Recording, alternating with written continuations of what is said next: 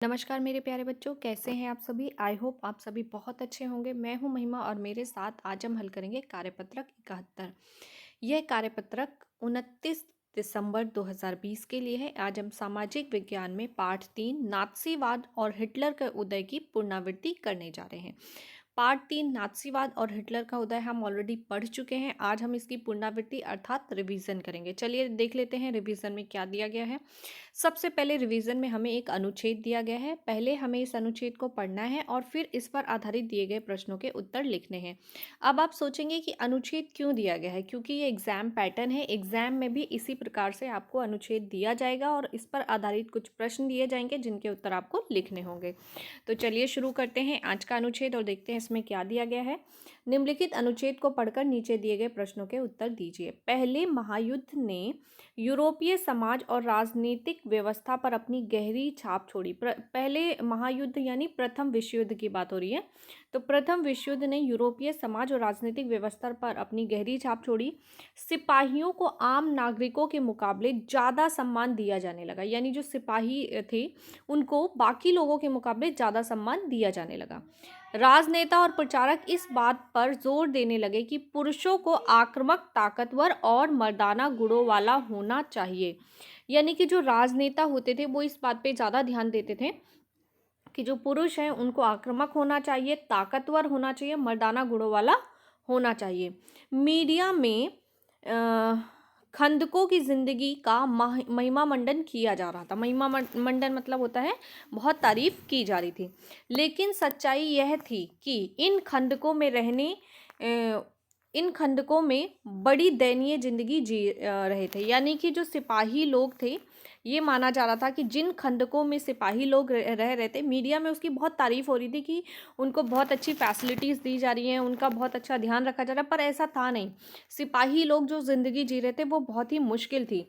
लेकिन सच्चाई यह थी कि सिपाही इन खंदकों में बड़ी दयनीय ज़िंदगी जी रहे थे। यानी जो सिपाही लोग थे वो बहुत ही दयनीय ज़िंदगी जी रहे थे। वे लाशों को खाने वाले चूहों से घिरे रहते थे। यानी कि युद्ध में जो लोग मर जाते थे, लाश बन जाते थे, उनकी बॉडीज़ को, डेड बॉडीज़ को खाने वाले जो चूहे थे, ऐसे चूहों के बीच में उन लोगों को रहना पड़ता था। वे जहरीली गैस और दुश्मनों की गोलीबारी का बहादुरी से सामना करते थे। यानी कि जो सिपाही लोग थे वो एक ऐसे वातावरण में रहते थे जहाँ चारों ओर जंगली चूहे होते थे। जंगली चूहे ऐसे होते हैं जो इंसानों को भी काटने लगते हैं। तो वहाँ पे चारों तरफ जंगली चूहे होते थे, जहरीली गैस होती थी और साथ में दुश्मन का हमला भी होता था। ऐसी सिचुएशन में वो ज़िंदगी लाइफ स्पेंड करते थे। तो गोलीबारी का बहादुरी से सामना करते थे और ऐसा करते हुए अपने साथियों को पल पल मरते देखते थे।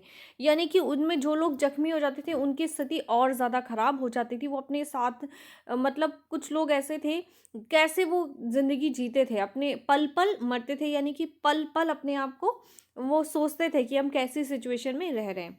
सार्वजनिक जीवन में आक्रामक फौजी प्रचार और राष्ट्रीय सम्मान व प्रतिष्ठा की चाह के सामने सारी चीज़ें गॉड थी, यानी कि सेकेंडरी थी। ठीक है।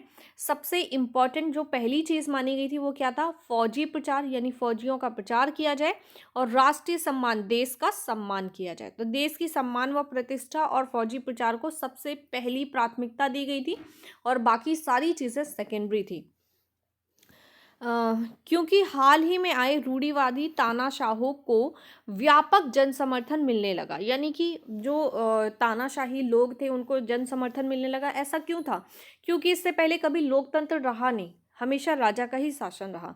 तो लोगों को लगता था कि इससे बेटर शायद ये राजा होगा या उससे बेटर शायद वो राजा होगा। उस वक्त लोकतंत्र एक नया और बहुत ही नाजुक विचार था। यानी लोकतंत्र जो था वो एक ऐसा विचार था जिसके ऊपर सभी लोग सोच नहीं पा रहे थे। जो दोनों महायुद्धों के बीच, यानी प्रथम विश्व युद्ध और द्वितीय विश्व युद्ध के बीच, दोनों महायुद्धों के बीच पूरे यूरोप में फैली अस्थिरता का सामना नहीं कर सकता था। यानी कि जो जिस प्रकार के युद्ध वहाँ चल रहे थे उस प्रकार के युद्धों में वो इस तरीके से स्थिरता नहीं ला पा रहा था। ये जो लोकतंत्र है एक ऐसी सिचुएशन थी जो स्थिरता नहीं ला पा रहा था। तो चलिए पहले अनुच्छेद पर आधारित प्रश्नों को देख लेते हैं। पहले अनुच्छेद पर आधारित हमसे कुछ प्रश्न पूछे गए हैं। प्रश्न नंबर 1, निम्नलिखित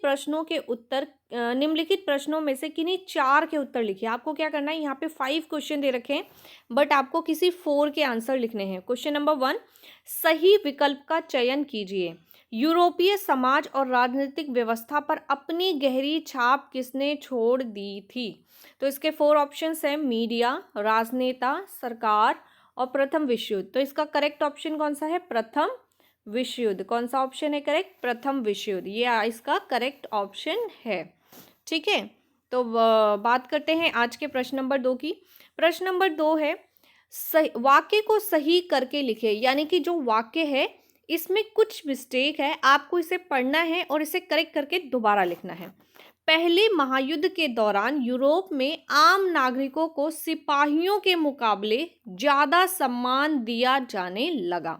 इसमें आपको जो भी मिस्टेक है उसको आइडेंटिफाई करना है और उसको करेक्ट करके अगेन लिखना है। चलिए बात करते हैं क्वेश्चन नंबर 3 की। क्वेश्चन नंबर 3 है, रिक्त स्थान भरिए यानी फिल इन द ब्लैंक्स। असल में सिपाही खंदकों में बड़ी डैश जिंदगी जी रहे थे। कैसे जिंदगी जी रहे थे ये आपको बताना है। क्वेश्चन नंबर 4 की बात करते हैं। पहले महायुद्ध में किनकी जिंदगी दयनीय थी और क्यों? यानी जो प्रथम विश्व युद्ध था उसमें किसकी स्थिति दयनीय थी और क्यों थी, कारण भी आपको बताना है। क्वेश्चन नंबर 5 है, रूढ़िवादी तानाशाहों और व्यापक जन समर्थन क्यों मिल रहा था? तो रूढ़िवादी तानाशाहों को जन समर्थन क्यों मिल रहा था? जो तानाशाही थे, रूढ़िवादी थे वो, और फिर भी उनको जन समर्थन मिल रहा था, इन जनता का समर्थन मिल रहा था, वो क्यों मिल रहा था? आपको उसका कारण बताना है। चलिए देख लेते हैं दूसरा अनुच्छेद। आज का हमारा सेकंड पैसेज जो है वो क्या कहता है, निम्नलिखित अनुच्छेद को पढ़कर नीचे के दिए गए प्रश्नों के उत्तर लिखिए। हिटलर जबरदस्त वक्ता था। वक्ता मतलब बहुत अच्छी स्पीच देता था, बोलना, बहुत अच्छा भाषण देना, स्पीच देना, उसे वक्ता बोला जाता है। तो हिटलर जबरदस्त वक्ता था, उसका जोश और उसके शब्द लोगों को हिलाकर रख देते थे। यानी कि वो इस प्रकार स्पीच देता था कि लोग आकर्षित हो जाते थे। वे अपने भाषणों में एक शक्तिशाली राष्ट्र की स्थापना करना, वारसराय की संधि में हुई नाइंसाफी के प्रतिशोध और जर्मन समाज को खोई हुई प्रतिष्ठा वापस दिलाने का आश्वासन देता था। यानी कि हिटलर जनता से, जर्मन की जनता से क्या वादे करता था? वो ये वादे करता था कि सबसे पहले वो जर्मन को एक शक्तिशाली राष्ट्र यानी एक शक्तिशाली देश बनाएगा, वारसराय की संधि में जो नाइंसाफी हुई थी उसका प्रतिशोध यानी बदला लेगा, जर्मन समाज को खोई हुई प्रतिष्ठा वापस दिलाएगा। जर्मन समाज की जो प्रतिष्ठा खो गई थी, जो अपमान किया गया था वारसराय की संधि के द्वारा, उसको वापस दिलाएगा। ऐसे वादे हिटलर ने लोगों से किए, जिससे प्रभावित होकर लोगों ने उसको वोटिंग की और उसको जिताया और चांसलर बना दिया, वाइस चांसलर बनाया। उसका वादा था कि वह बेरोजगारों को रोजगार, नौजवानों को एक सुरक्षित भविष्य देगा। तो उसका दूसरा वादा क्या था? कि वो बेरोजगारों को रोजगार देगा और नौजवानों को सुरक्षित भविष्य देगा।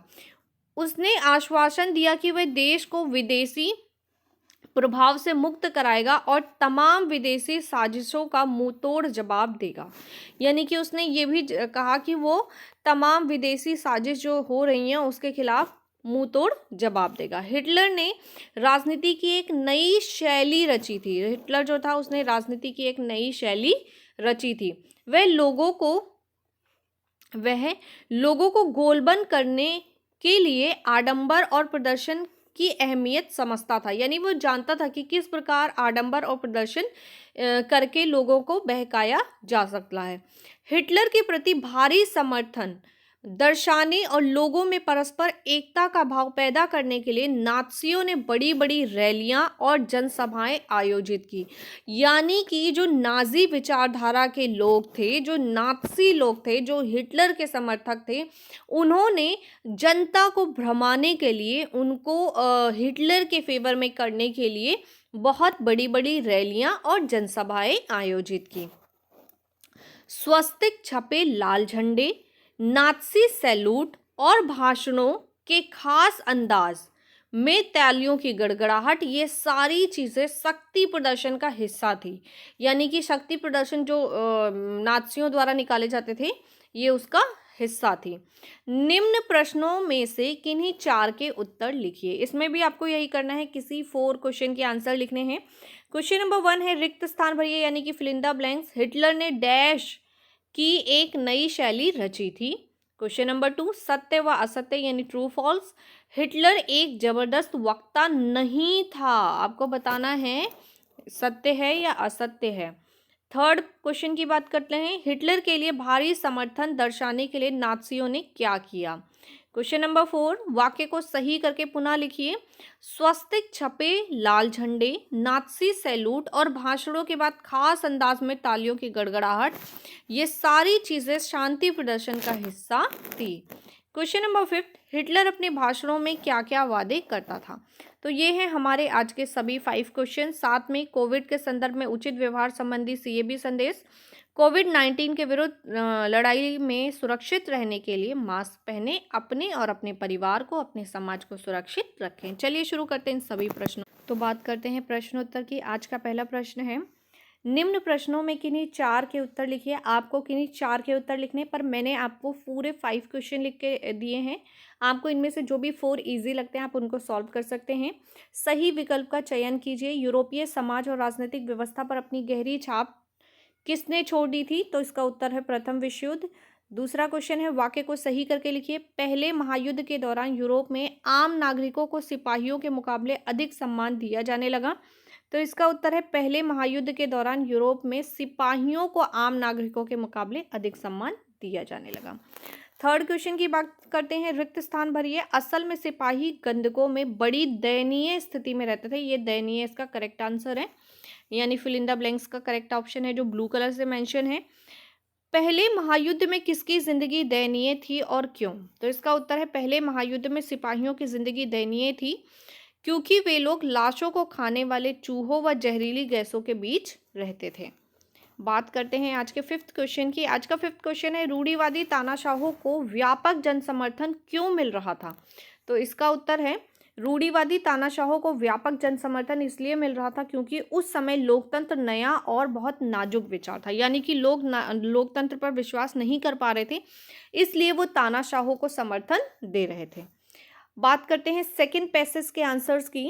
क्वेश्चन नंबर 1 रिक्त स्थान भरिए। हिटलर ने डैश की एक शैली रची थी। तो इसका आंसर होगा राजनीति। हिटलर ने राजनीति की एक नई शैली रची थी। सत्य व असत्य लिखिए यानी ट्रू फॉल्स। हिटलर एक जबरदस्त वक्ता नहीं था, बट जबकि हिटलर एक जबरदस्त वक्ता था, इसलिए इसका आंसर होगा फॉल्स यानी असत्य।